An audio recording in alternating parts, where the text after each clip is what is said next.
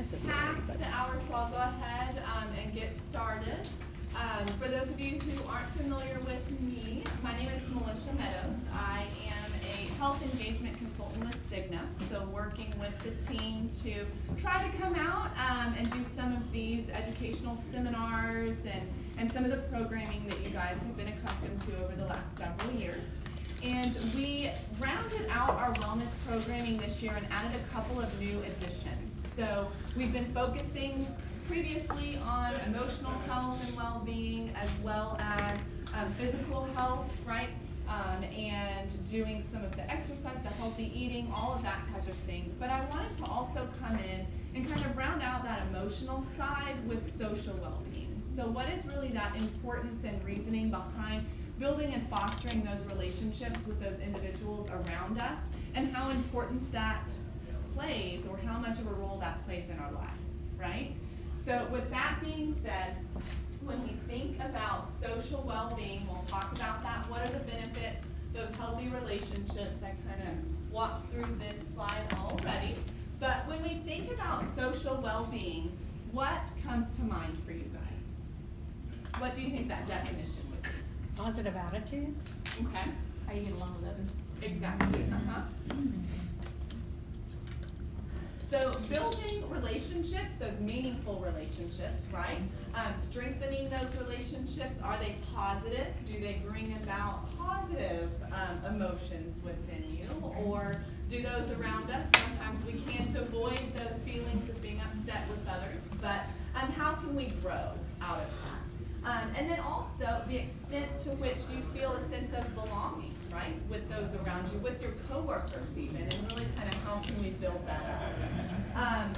And other things that kind of round out social well-being are going to be your lifestyle, thinking about your ways of living and your value systems and things of that nature. And all of that's going to be important for quality of life as well. So hopefully we'll get that going there. But when it comes to social well-being, think about how society views that, right? So we look at going out to social engagements. Does anybody have a big, huge social calendar? I know I do, because I've got group together. Or having those close relationships with family and friends. So how many of us value that, right? So I love Thanksgiving time. I love the holidays with 4th of July and the summer, being able to get together with people, because let's face it, a lot of times getting together with our family may just be at those holiday times, right? Enjoying large crowds of people who kind of prides themselves on being a social butterfly and loves the crowds and getting out and talking to people, right? So there's a few of us. And then what about having a lot of friends, or those millennials that want a lot of followers on social media, right? So sometimes that gives you more of that sense of belonging when you can surround yourself with more individuals.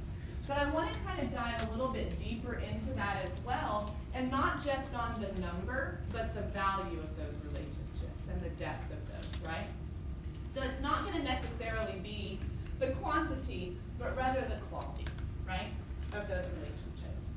So social well-being, you'll see up here on this slide, but the skill of building and nurturing those relationships, as we talked about before, making sure that we're developing those meaningful and genuine relationships and connecting with those around us, instead of just kind of that surface level friendships, and then ability to balance all of those dimensions of your social circle. Not being able to say no can really stress you out, right?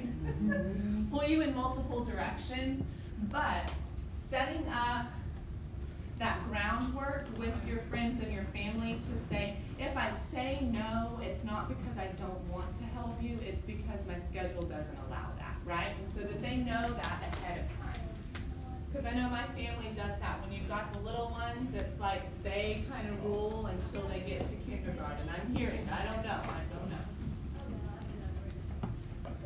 But what are some of the impacts and the effects of social well-being? So let's take a look at all of these. We said building relationships. If we have those value and those healthy relationships, it can help increase our self-esteem, right? We can start to feel a little bit better kind of internally about ourselves as well. I said creating those healthy boundaries, being able to say no to some of those time commitments. And then we had someone earlier mention that emotional component, really making sure that we have that emotional resilience as well. So if someone does say, yes, I'll help out with moving, let's say, college dorm, moving, you have friends helping you out with that, but they're unable to do that, do you have that resiliency within yourself to not let that impact you on that emotional side, right? Kind of being able to bounce back. Any insight or input into that? Has anybody created boundaries with friends or family? Parents in particular, when they want to try to help you raise the kiddos, right? The grandparent versus parent thing, we're going through a little bit of that. Anything that you can think of that has helped you guys build healthy relationships? Open communication. Communication for sure. And again, setting that groundwork up that if we are going to be open, let's make sure that we're not on the rude side when we make comments, right? So kind of think about how that might be received. Or if I'm not able to commit to what you're asking me to, not to take offense to that too, right? And a lot of times that's common sense, but I'm finding more and more in this society that that's not so, unfortunately. So there's been a lot of research that's kind of compounding or comparing social well-being and how it impacts our health, right? So if we start to develop health conditions, or we start to develop kind of some psychological components of the stress that we are enduring every day, cancer survival rates, etc. So a lot of these wellness components, health and physical components, do have an impact on our social well-being. Or does our social well-being have an impact on how well or how easily we're able to get over some of these conditions as well, right? So it's all very intertwined. It's very hard to just focus on one or the other, right? For those of us that may have encountered a health condition, you tend to isolate because you're scared to tell everybody. But once you say something and you get that emotional support from your loved ones, it helps you, the survival rate increases, right? It's not alone. Exactly. Right. And you may have folks that will help take you to appointments that you wouldn't have had before. Or personally in our family, we had an individual that had severe asthma and was hospitalized. And they had gone through that in the past, but the time before that, they didn't have any support. Nobody came up to the hospital to help out the dad.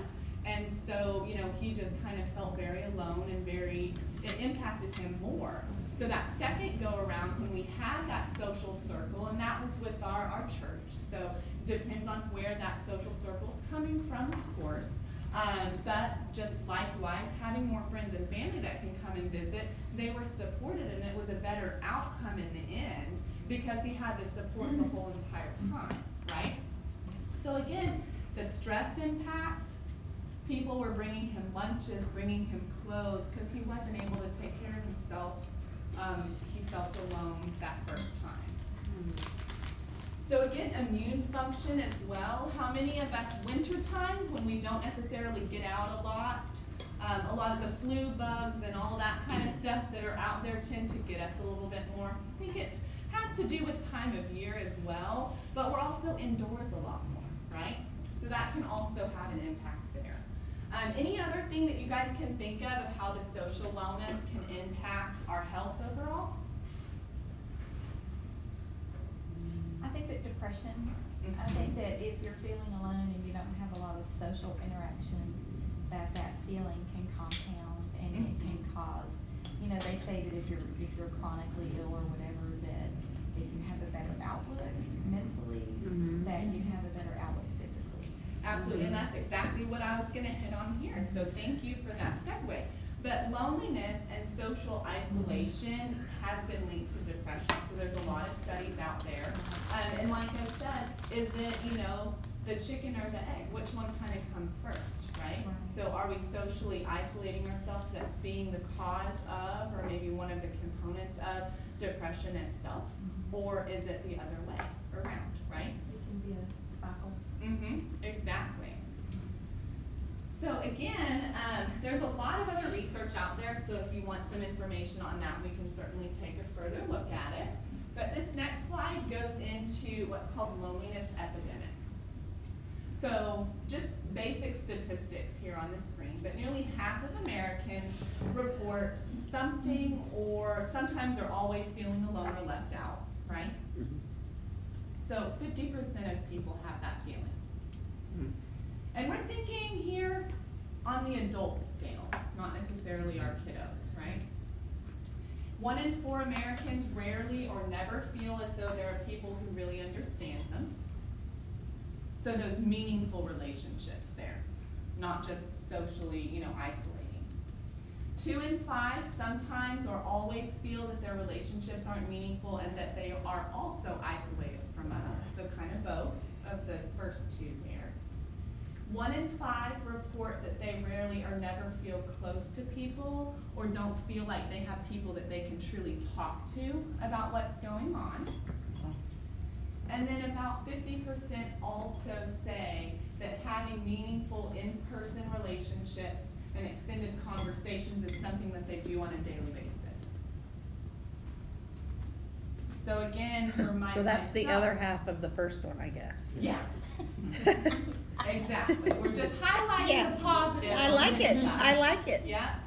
So I know from myself personally, I've got Bluetooth in my car, so don't, shoot me down for this. But the time that I spend in the car is when I call friends or family. My mom on the way home, talking to her over Bluetooth. Mainly because once I pick up my kiddo, I don't know how it's gonna go. Yesterday was a big crying fit all night. And so I knew I wasn't gonna be able to call my mom. We can only hide in the closet for so long. That would be probably the one, which one would that be? Socially isolating yourself. But with that, that's where I do that, right?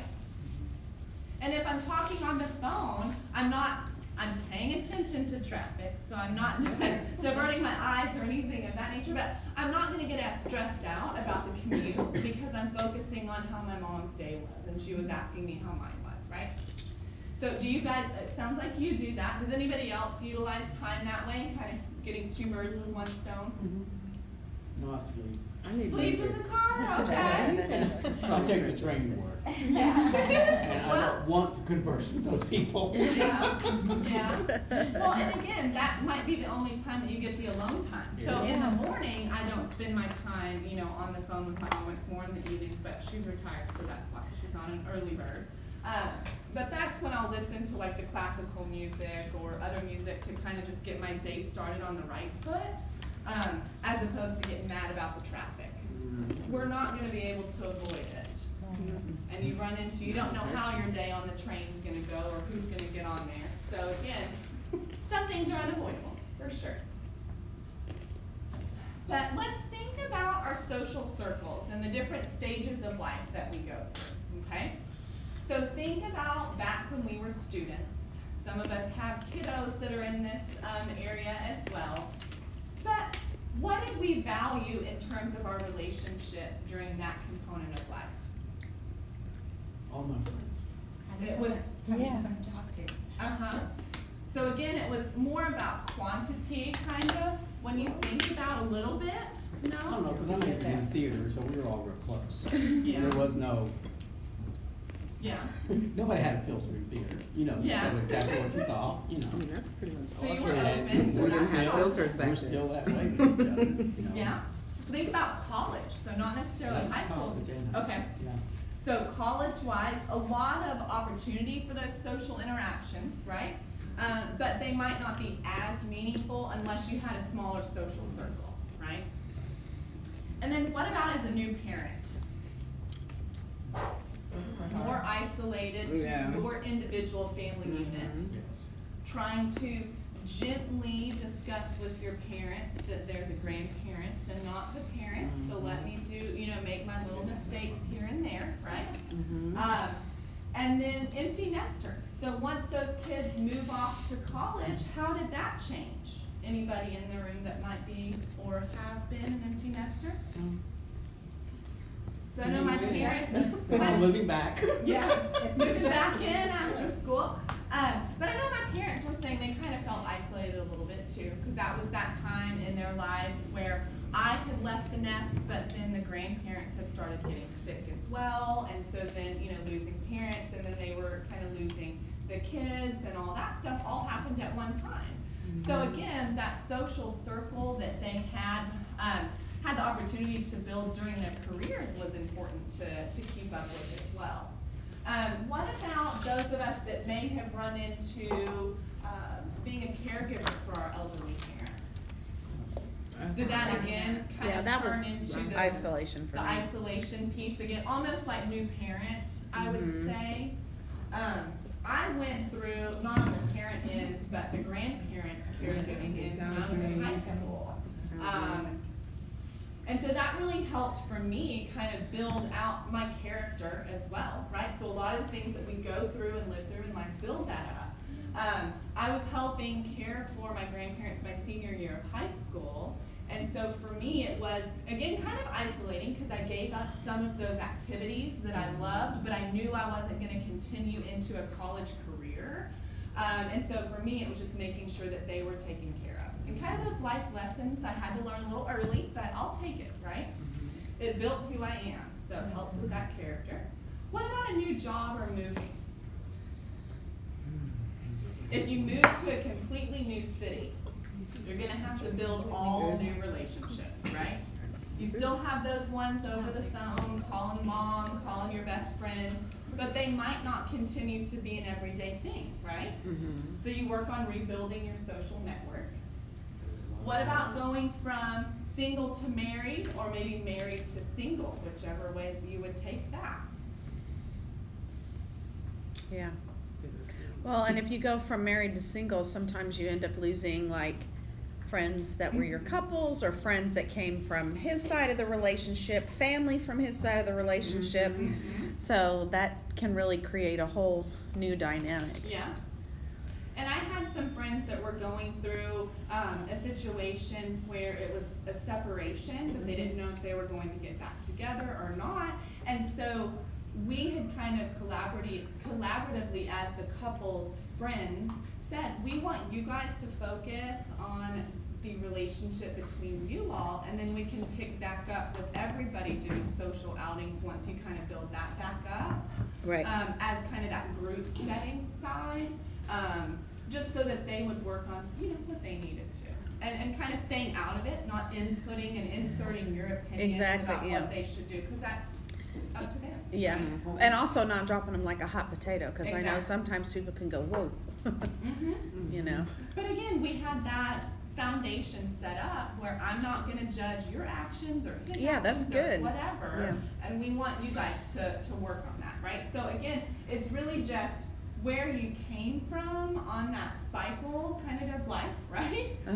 Where you are in that, and how you can respond to your friends that might be going through something that you've been through before, or you want them to build those skills, right? I mean, and then what about, I mean, none of us in here, I'm sure, are retired, but on that retirement side, my parents are at home. As I said, they're retired now. And so their social engagements have differed significantly. They don't have work lunches any longer. They don't have, my dad had a cookie club. He worked a later shift. So he would work from about 3 p.m. to 11 midnight at night. And they would meet up before work for cookies. Instead of, you know, kind of coming in, he'd go in and he's got diabetes now, but that's neither here nor there. I don't know if that contributed, but I mean, socially, you know, he had that everyday interaction outside of the work hours with his coworkers, where they would talk about whatever was on their mind. And now he doesn't have that. And so is he kind of isolating himself, not necessarily purposefully, but it's changed his social dynamic as well. And so again, you can kind of see in all of these different stages of life, we're learning different skills that are going to help us as we move down that continuum or that roadmap of life.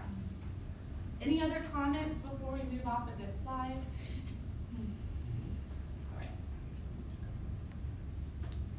And then we'll talk a little bit about the dynamics of social well-being, and there's a lot of factors that we've discussed that kind of build into this.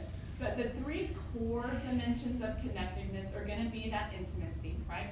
How close are those relationships?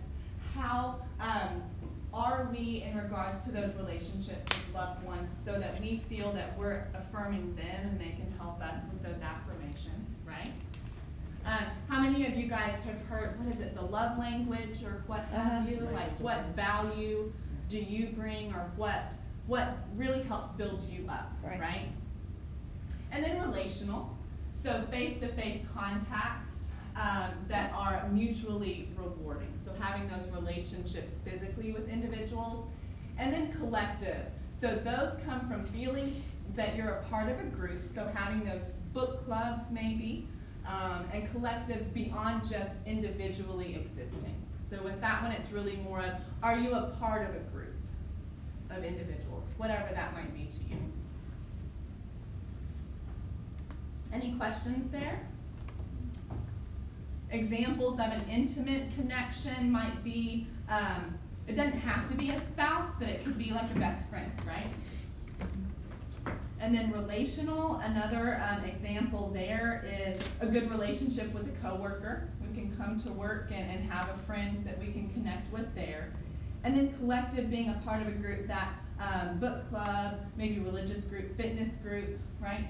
So I know a lot of people get a lot of value out of doing group fitness classes like Camp Gladiator, and a lot of the group that you build relationships with the folks that you work out with in the mornings or afternoons, whatever your schedule is. So again, it's really balance of all of these, right?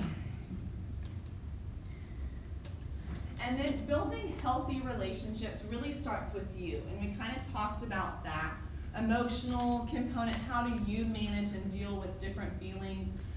Improving skills that contribute to building personal relationships. So again, just reminders, like I said, of not inserting your feelings or how I would do something, because sometimes that can ruin a relationship, right? Whenever you insert that.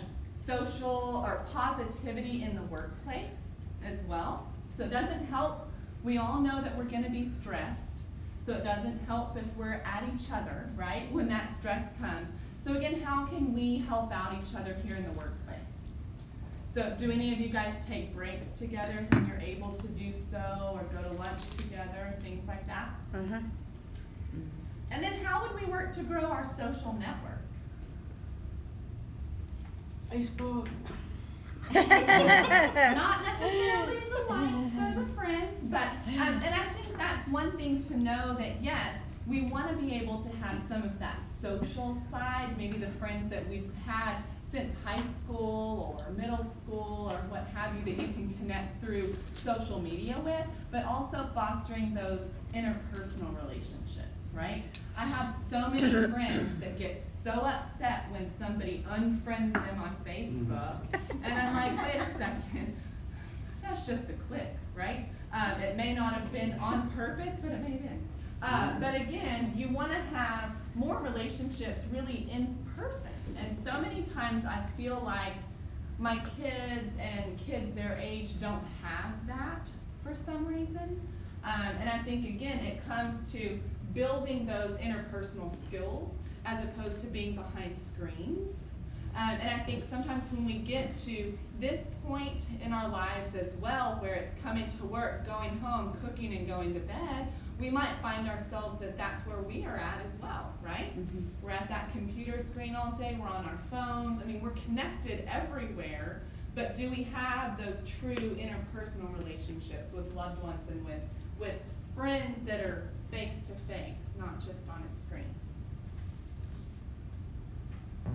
So how can we work to understand what our personality type is? And I love this slide because it goes through a lot of these different personalities. And it's, yeah, take a screenshot, and I'll screenshot this and send it over to you too to kind of take a look at it. But when we think about that first one, the dark blue, extroverts versus introverts. And we can take a poll in the room, feel free to raise your hand or not. But extroverts energized by people, enjoy tasks, quick-paced, good multitaskers, versus those introverts that like working alone or just in small groups instead of big group projects, prefer more like deliberate kind of, I'm gonna pace everything out, and then like to focus on one task at a time. Who might be extroverts? And then who more on the introverted side? And I'm in the middle. So kind of I'm both, yeah. Yeah, I mean, I guess. It really depends on who you're around when you're an Yes. extrovert, and who you're around when you're an Yeah. introvert, you know? And that's true as well.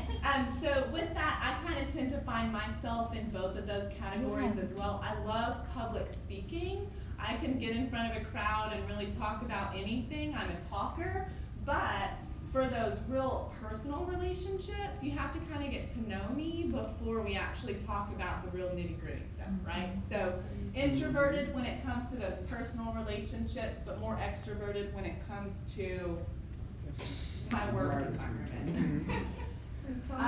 It's almost impossible to be be all one. introvert Mhm. at work because there's no way you can just do one task. Yes. You know, Not not this size. Not happening Wear a lot of there. hats. Yeah. Well, for example, today this is my third meeting, not just my first, so I feel you on that one.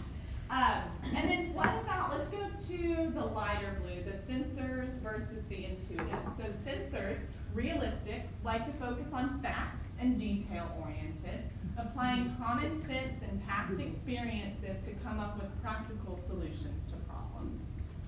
Versus the intuitives, focusing on possibilities and the big picture, sees patterns, values innovation, and seeking creative solutions to problems. So creative versus practical solutions, common sense versus kind of Both, right? innovation. And again, you might be a little bit of both. So I don't think there's gonna be all encompassing one or the other, but just looking at that.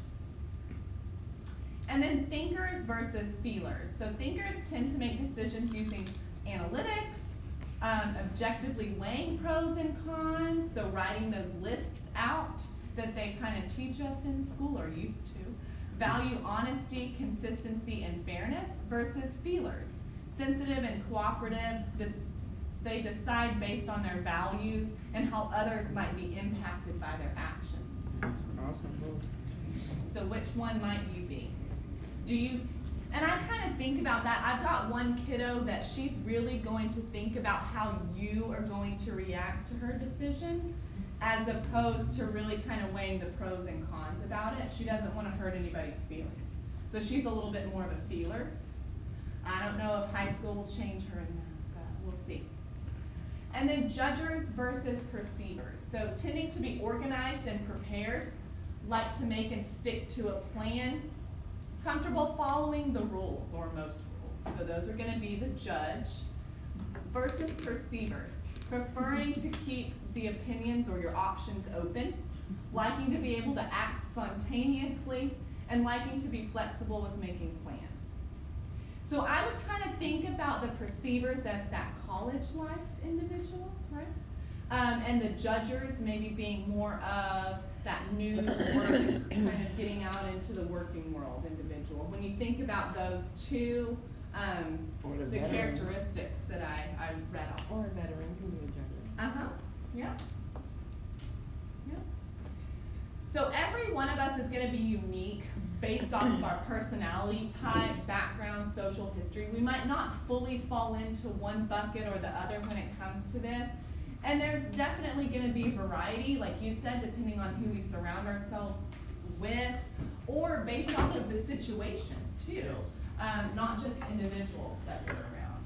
But there's actually 16 different personality types, and they're all built in with how much of introversion do you have versus extroversion and all of that. So if you guys want to take a personality test, I can give you a website and I'll give it to you too as a follow-up, but it's just 16personalities.com. And take that test, there's no cost. Spelled out or 1-6? 16personalities.com. personalities. IES, yes.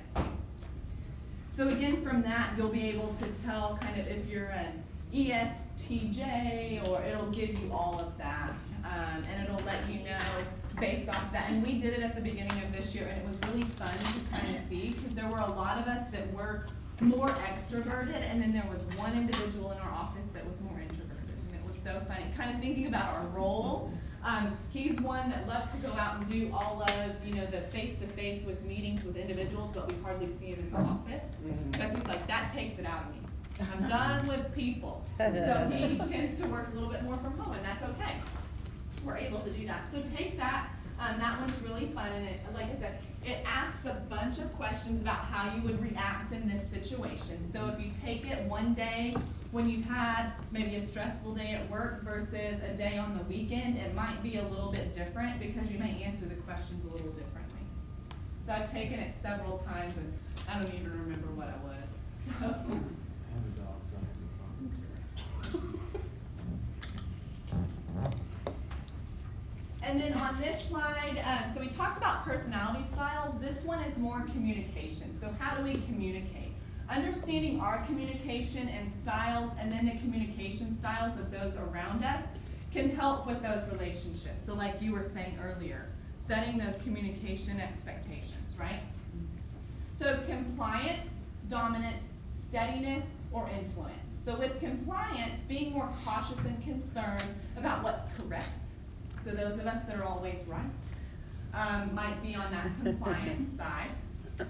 We plan ahead, and we're concerned about accuracy. I think I just called myself out on that one.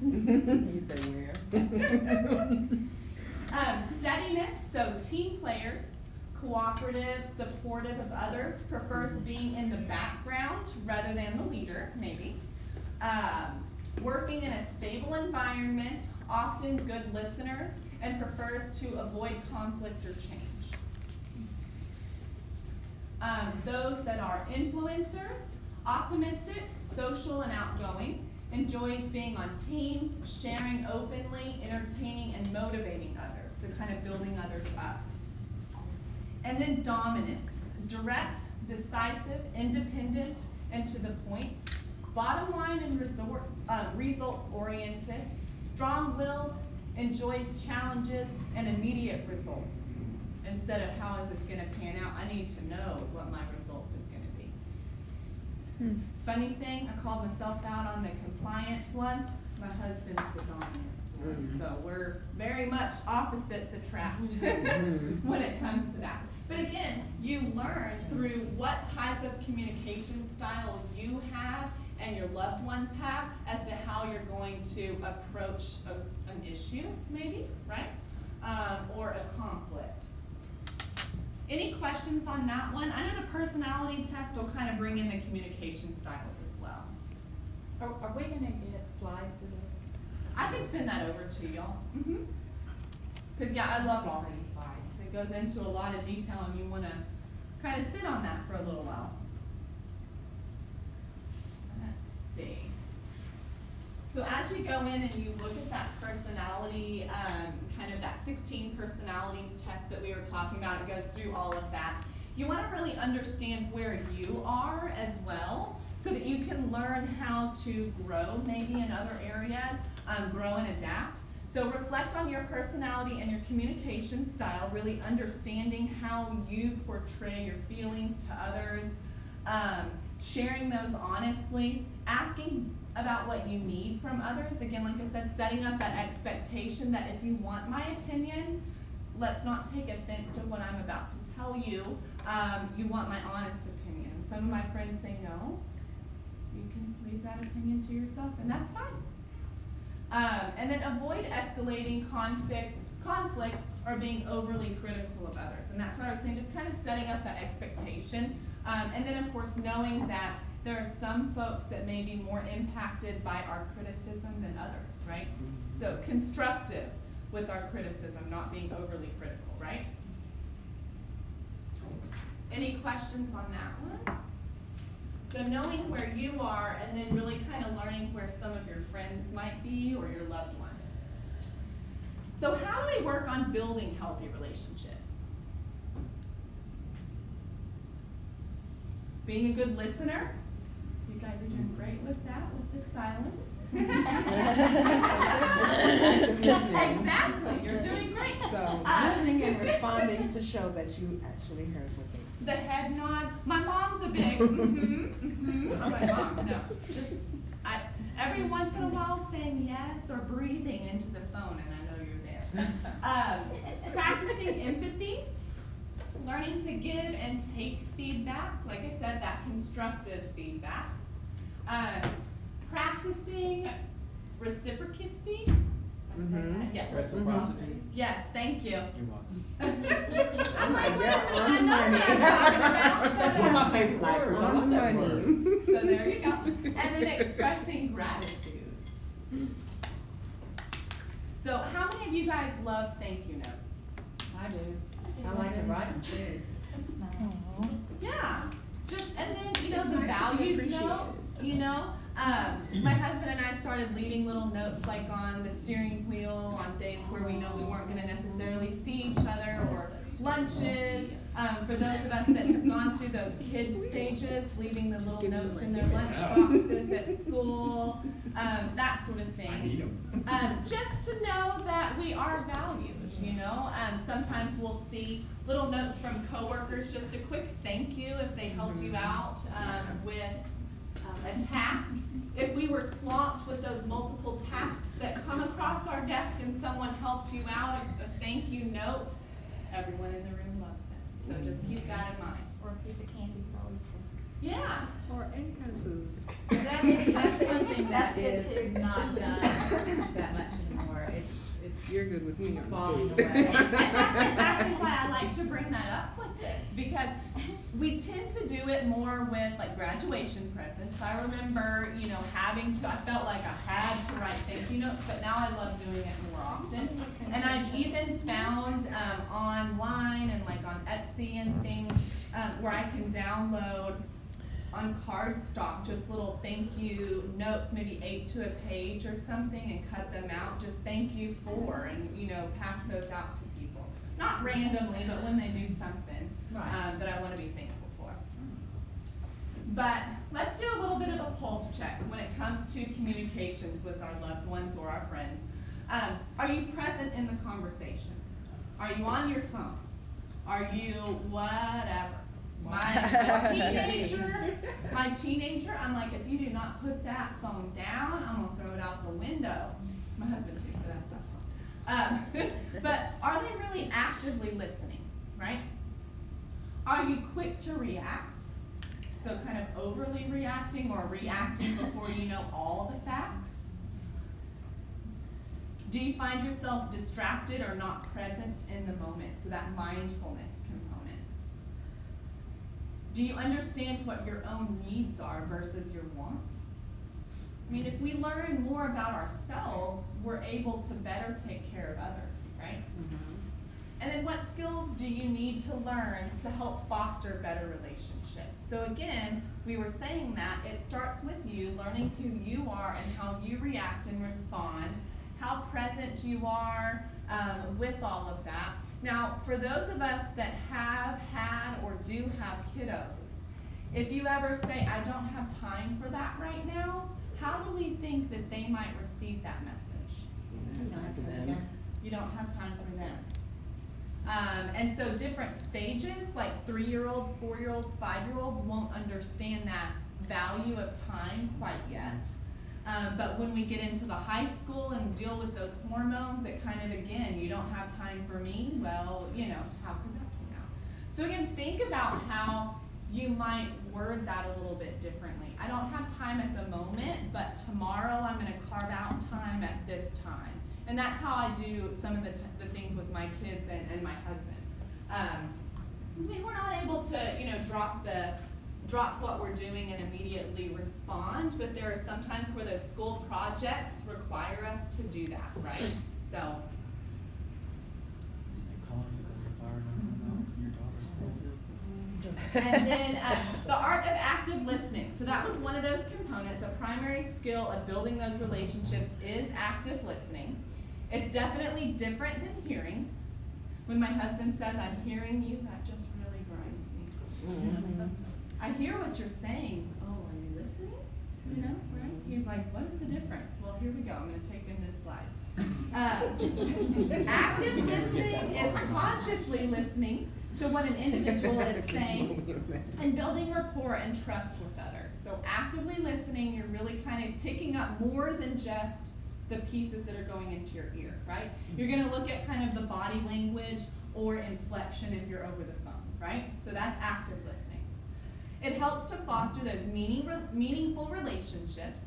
It can help improve productivity in the workplace, prevent misunderstandings of expectations or needs, right? Building respect and rapport, and aids in negotiation or conflict resolution. Oh, I'm so good. That's not gonna happen. Individuals like to be heard, right? We want to be heard, but it's difficult to foster those relationships when we haven't mastered the art of actually listening, right? So when it comes to that, we've got some other information in there as well. So thinking about how engaged we are in the conversation. So limiting distractions. One of the things that we started doing when it comes to, we have monthly meetings with all of our colleagues around the country, and so limiting distractions, they've asked us to turn off our emails, they've asked us to silence our cell phones, whether it be the work or the personal, for that 1 hour every, fourth Friday of the month, so that we are all engaged in that hour-and-a-half session or meeting. And everyone knows that we have those appointments. But again, that helps avoid those interruptions, being dismissive, the why, or asking questions because you just weren't listening.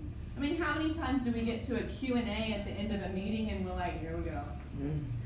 That one person is gonna ask what they answered this whole meeting.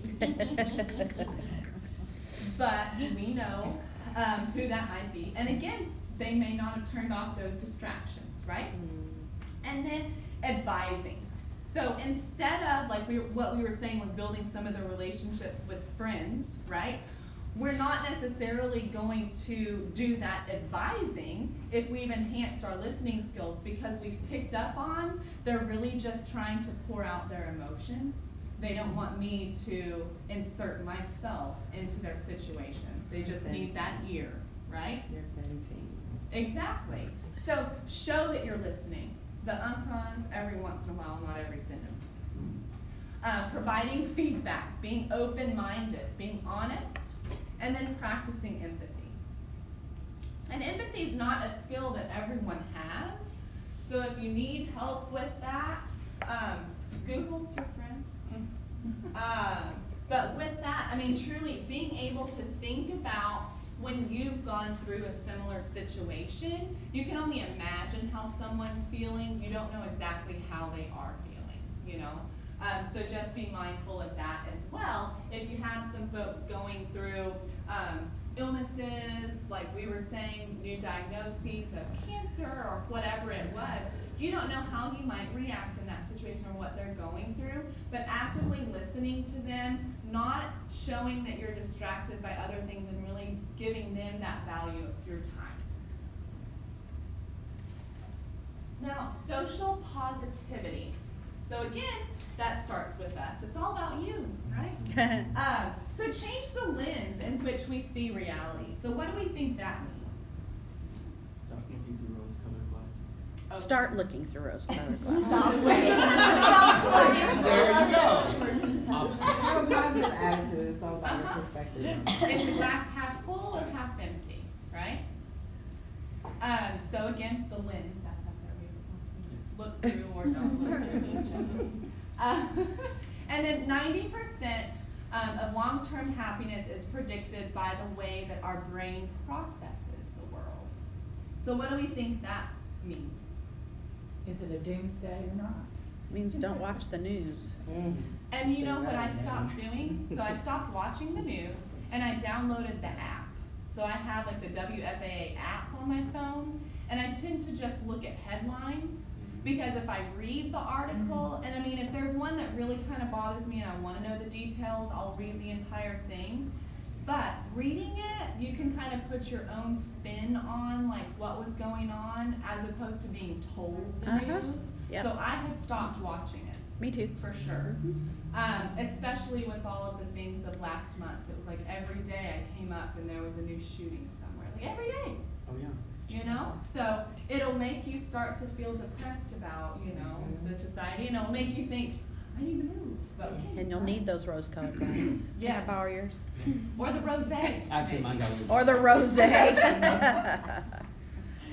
But with that, again, we don't want to necessarily assume that the outside world predicts our happiness. And that's where I think we have kind of a breakdown when it comes to that social media component and valuing the likes or the friends on that as opposed to those interpersonal relationships. And I'm seeing more and more individuals kind of saying that they have more of that self-isolation because of that, right? How many of you guys have ever had a position where you were primarily telephonic? So talking more with people over the phone as opposed to those face-to-face relationships. I hate that. Did you feel like you lost a lot of that eye contact, a lot of those face-to-face communication skills? I mean, I did. I was a telephonic coach for, I want to say 6 years or so. And so when I started back, I couldn't look people in the eye because I wasn't used to it. Yeah, I guess when you You put it that know, way. because I always have talked with my hands, even when I was talking to people over the phone, but I would just stare off into space, you know, like talking, and you imagine the person that you're speaking to, but I didn't ever have to look in their eyes. So for 6 years, I kind of declined those interpersonal skills, and that's when I was like, I gotta do something, right? So joining the book clubs or getting out in front of people, because I was behind the phone all day. And like you said, sometimes people hate it. I loved it at the time, but I was seeing that I was turning into more of the introvert instead of the extrovert, and I wanted to kind of build those skills back up. So here I am. So again, kind of thinking about that, how do you work? What are what's your skill set, and how can you help individuals out and kind of foster that positivity, and maybe helping someone out that you feel might be struggling somewhere, but ask first, don't insert. And then happiness has a ripple effect. How many of you guys have called customer service of any type, maybe not Cigna, but just anywhere, and you can tell that that person on the other side of the line is having a bad day? Yes. You can hear unhappiness, right? Right. So whenever I call, I tend to do this and see if you can catch people off guard. But if you call customer service, you're upset about something. Before I go into what my problem is, I ask them how their day is. They always ask me. I don't think they expect me to say, I'm going to tell you my stuff here in a minute, but how are you doing today? I do that to the people at the drive-thru all the time too, because you know those people at Starbucks are just giving people their happy juice, right? Their caffeine. So again, it can help impact other people when you have a little bit of a different response, and people can hear your smile, right? And it can impact up to 3 degrees of separation if you think about it that way. So you asking how their day is and being genuine about it, not just, oh, I'm fine, you know, I hate that. But again, just really kind of saying, I am doing not so well, but how about you, right? Being honest. I just hate kind of those glaze overs. You just kind of have those words that, oh, I'm good. Or do you really want to know? Yes. You really want me to tell you that? But again, you can say not so well, but I don't necessarily need to go into the details, you know? But you asked. But if you ever do have a bad day and you say that, you really do catch people off guard too, right? How are you doing? I'm terrible. They might walk But a away lot of another people way. won't even catch that and they'll say, oh, okay, good, you know, and walk on. Yeah, good to see ya. No, that's what I said. You know? So again, active listening instead of hearing, right? But I think that goes to show you too, like how we, our greetings are just kind of those standard greetings. And when I'm asking how someone's doing, I'm really asking as opposed to just, hey, how's it going? No, it's hello. Like if you're gonna really just do that, just say hello. instead of trying to start a conversation, you know? Do that in an elevator, that's when it's fun. I think the thing that is underrated, because people don't realize how much of a difference it can make, is just a smile. Uh-huh. I really, really do. I think you go through the office, or you go through the store, or you go through and everybody's so disconnected and nobody's looking at you, or you're making eye contact with anybody, and people don't smile. I mean, really, it's a big deal, Mhm. honestly. It's almost like you're walking through life and everybody's just drones, you know, seriously. I mean, it depends on where you're at, but not at It's the true. Willie Nelson concert. How Everybody's funny. happy. Yeah, they're willy happy. Sorry. That's funny. That was a good one. Sorry. But positivity and happiness and the way that we speak and interact with our colleagues or those around us, the family members, do have an impact on our culture, like you said, right? So smiles do go a long way when they're genuine, you know, and really that genuine feelings, and really thinking about how we work. Like a lot of times we can change our attitude and our thought if we just take a look at maybe our personality types. Because we're going to find something to not like wherever we go. That's just our nature, right? We love to complain. But we want to make sure that we can be as happy as we can be. We know how to make changes to that, and so that's what this is really all about. But I like what you said. People can really, you can change their day by asking how they're doing, but then also just smiling. And people might think I'm goofy. I smile all the time. People look at me in the elevator, I'm like, can I just get out of here? I'll take the next one. Exactly.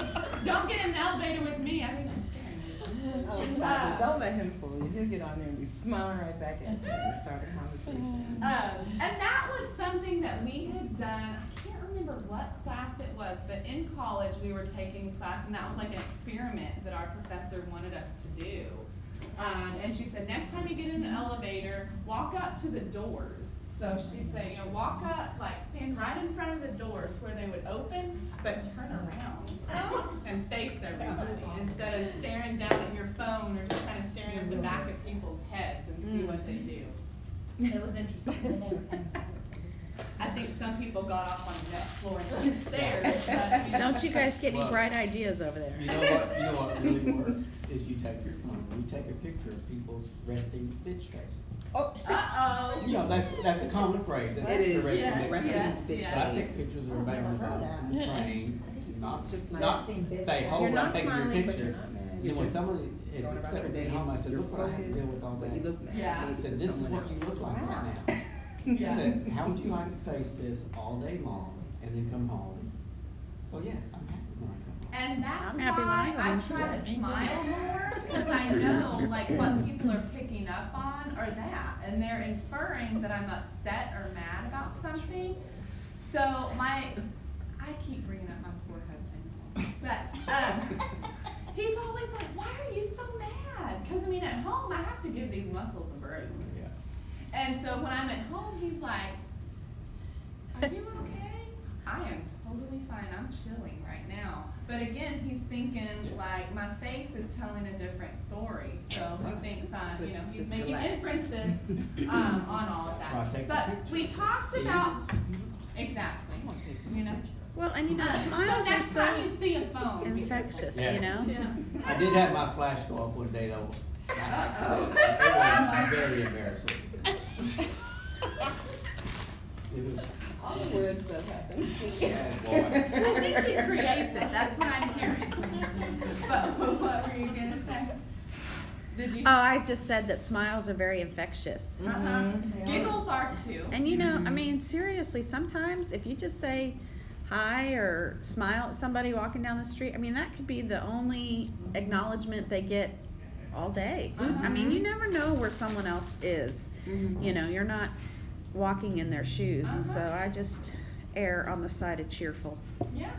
And I have an example of that too. So, I mean, I can go get an umbrella whenever I need it, right? Right. So we've had a couple of rainy days and they've been surprises.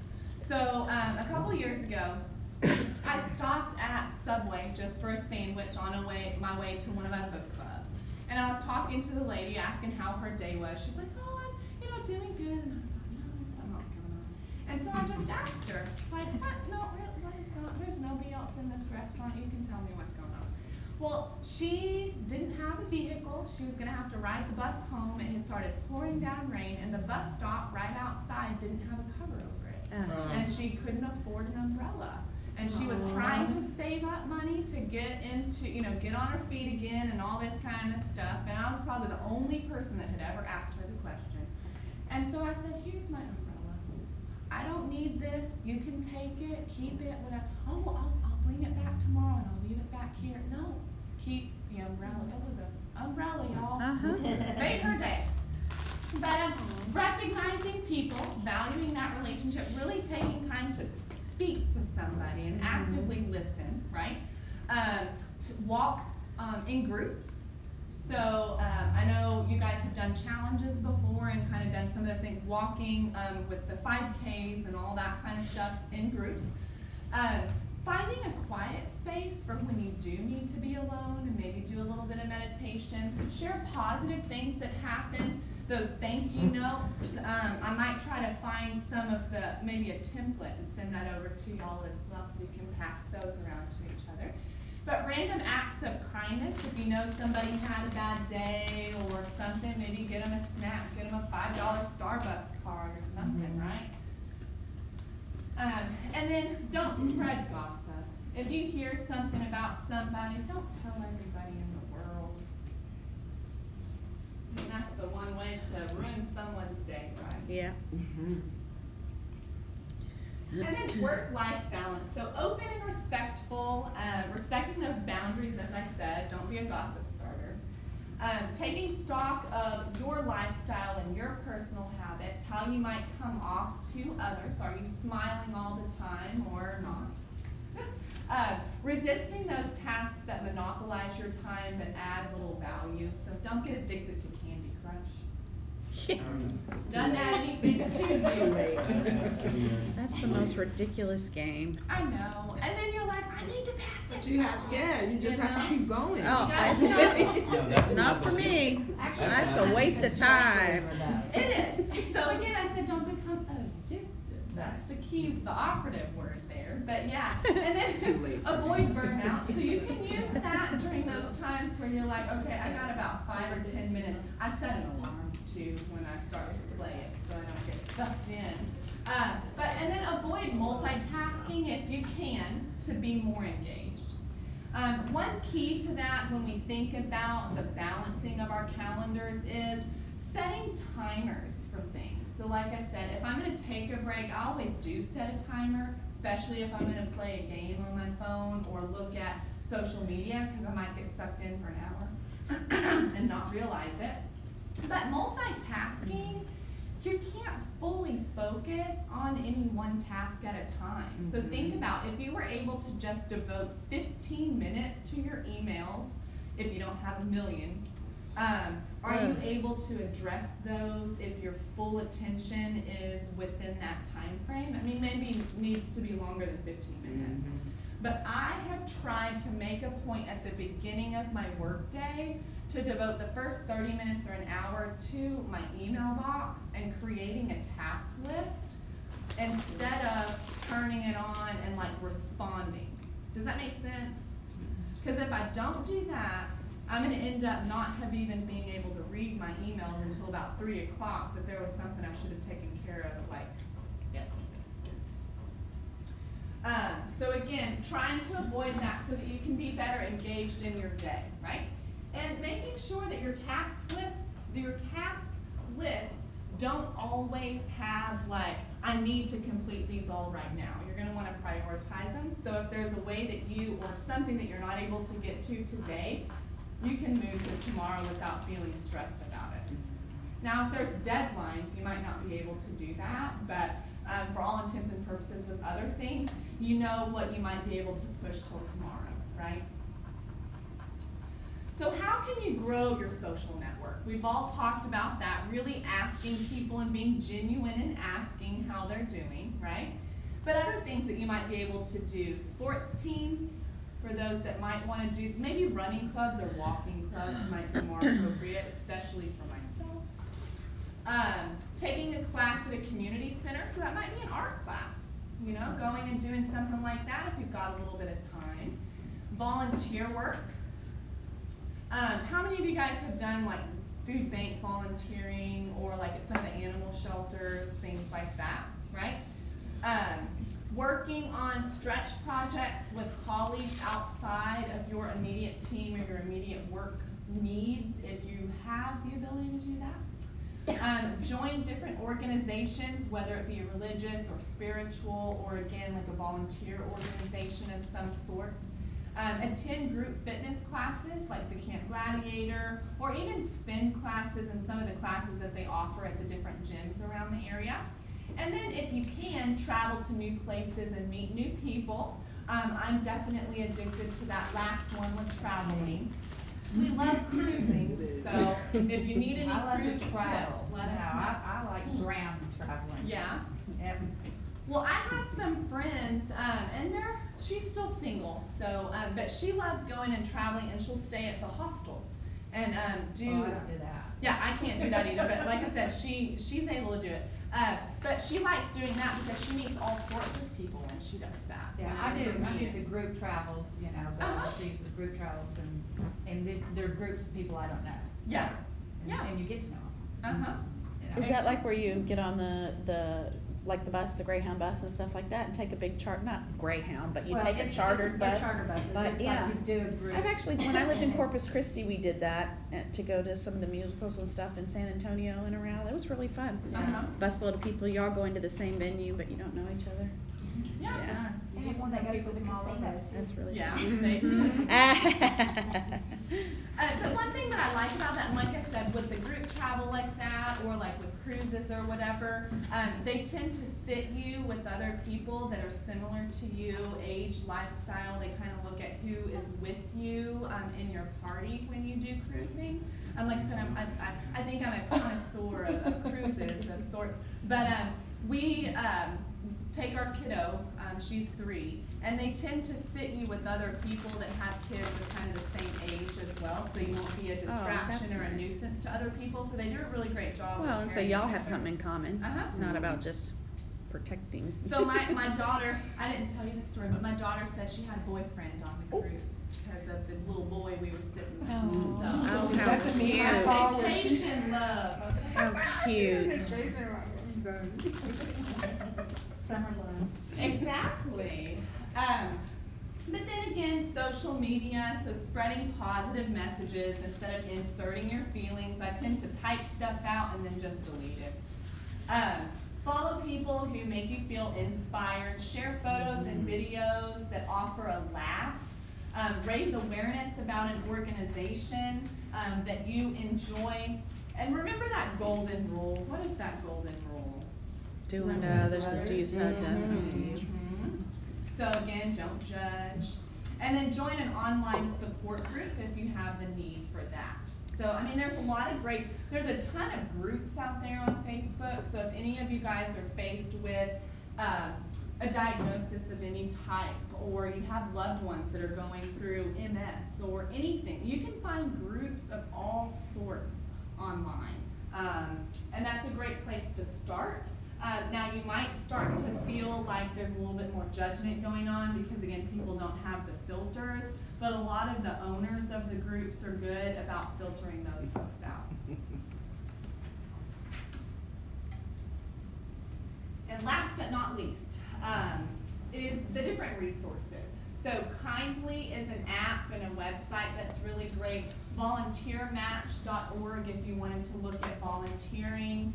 Stress management programs, so you guys do have access online to Cigna resources and tools. There's a new wellness section of the website. I won't say new, but they've rebranded it as wellness. So if you want a list of things that you guys have access to, that would be where that is.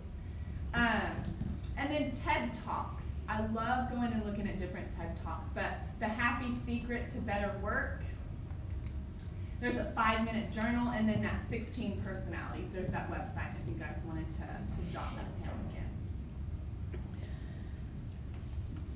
What's the 5-minute journal about? Really just journaling. I actually haven't looked into that. I'm gonna make a note to do that. It's just for you to journal. Yeah. Mhm.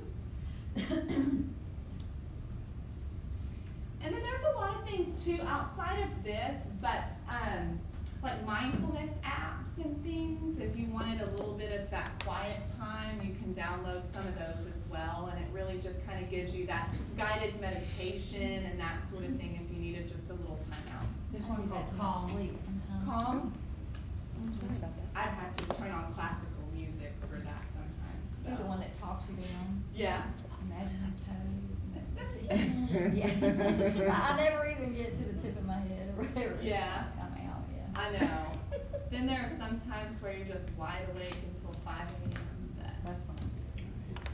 But thank you guys so much for your time. I love the interactions. I think this was a little bit fun to kind of go around and think about different things and sharing stories. So thank you guys for being as talkative as you were. Sometimes I never know how this one turns out. So I appreciate it. And let me know if you need anything. I'll send over the slide deck so you've got that. And then I'll send the link to the personalities one as well. Okay? Thank you. Thank Thank you. you so much.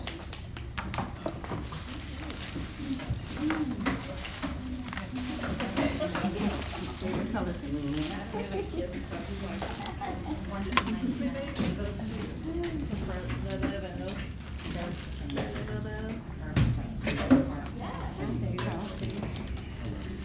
Thank you for the veggies and the fruits. Yeah, that was good, that was